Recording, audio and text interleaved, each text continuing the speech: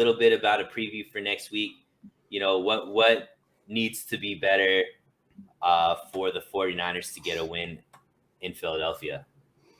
Yeah, I mean, they're going to have to clean up a lot, right? And mainly it's because Philadelphia has a mobile quarterback, and they have two pretty good receivers. Like I would say that the two receivers that they've got are better than anything that the Detroit Lions have, right? Mm-hmm. And the 49ers, and they have a solid tight end in Goddard too. Yes. Yeah. Well, yeah, absolutely. So, that's definitely something that's going to be different for next week. I don't expect that running game to be near as good as what Detroit's is. When the season's done, I think Detroit's going to have one of the better running games in the NFL. And so I think that, that's where they can make it a one-dimensional thing and hopefully hold up in the pass game, especially without Verrett. And we'll see what happens. We'll see if Mosley can play and Greenlaw and some of these other guys that will be key for that pass game. So, that's what gives me a little bit of early anxiety is can they stop the pass game?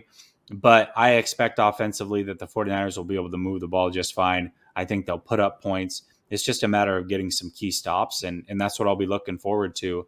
And seeing if they come out and cover one or if they play a lot of cover 3 and cover 4 now that Verrett has gone down. That would be my guess. I think we're going to see a lot more zone defense. I think, and that, you talked about how the Lions made a bit of a comeback. It's when the 49ers started playing soft. And although I don't expect them to play that soft in their base defense, zone is naturally softer than man. So Curious to see how it holds up. But those are the things that I'm thinking about as we head into week 2. The two groups that need to be sharp next week are the offensive line and the defensive line. For sure. The offensive line needs to understand that the defensive line that the Eagles have is nasty. It's probably the most underrated defensive line in the league, and it's going to be a much bigger challenge than what they faced with Detroit. They played very solid this game. They're going to have to be that plus more against the Eagles because the Eagles have guys that could really be disruptors, and their strength to their defense is their defensive line, just like our strength to our defense. And the other side is the defensive line. They have to be dominant. Whomever's there, like if Kinlaw's not there, okay, Kinlaw's not there, but these guys have to make Jalen Hurts extremely uncomfortable, and they have to be able to make him rush to make decisions. We have to treat him like a young quarterback, first-year starter, and they have to eat. They can't be 3 sacks. It has to be constant pressure every single down. They have to beat up that offensive line that has some holes in it, right? Because the Eagles' offensive line used to be really, really good, but they lost some people, and they haven't replaced them very well. So I need the defensive line to have a big game, offensive line to have a big game. If those two things happen, I think the 49ers could win this game pretty comfortably, actually, because if they could, if those two in the trenches can dominate, which is going to be tough because I think absolutely. I think that's going to be the key to victory for the Eagles because look, we could only do the cornerbacks are going to be the cornerbacks. You know what I mean? So the safeties have to play better. They have to help out these corners because whomever plays is either going to be inexperienced or young.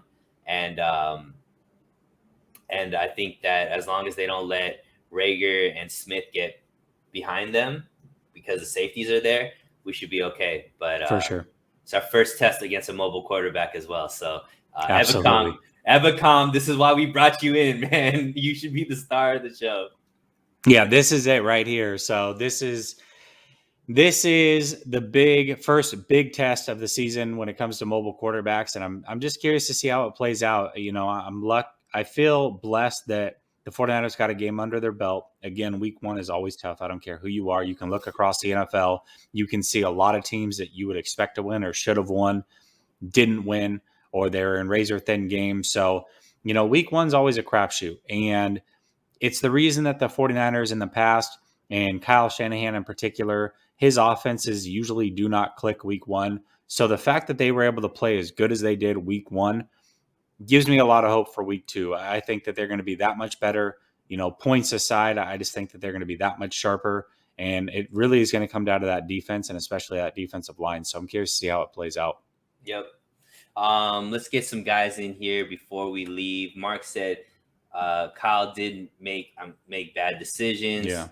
Are you saying Kyle is perfect?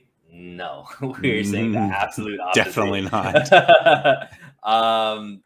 Seahawks Kingdom, thank you for joining in. Mostert told y'all he's injury prone. Thanks, Captain Obvious. We all know that. Who else is? How about Vered? Is he injury prone? Let's see. Jimmy, does he get the injury? But like, come on, man, we know. Junior C, this game gave me anxiety. Absolutely, man. The end of this game was way too uncomfortable. Junior C also says we should just go out with more blitzes. Might as well. Hey, that might be a key to victory, but hopefully, that defensive line could just be disruptive, without the blitzes, so we could help out some of these corners and, drop some of these linebackers into coverage and so on and so forth. So it's going to be interesting to see, hey, look, at the end of the day, we got to win. We are right there at the top of the division, at the top of the conference. We are on pace. Jimmy looked good. Usually he doesn't look good in opening games, early in the season. So there's a positive there. And this should be the worst that we ever play, right? We should be getting better every single week. So if this is the worst that we ever play, I think we have a lot of things to look forward to this season. Anything else you want to mention, Jesse? No, man. I'm glad week 1's out of the way. Excited for week 2, and curious to see if Sherman ends up back on this team. I got a feeling that he'll be there by Tuesday, Wednesday. So we'll see how it goes.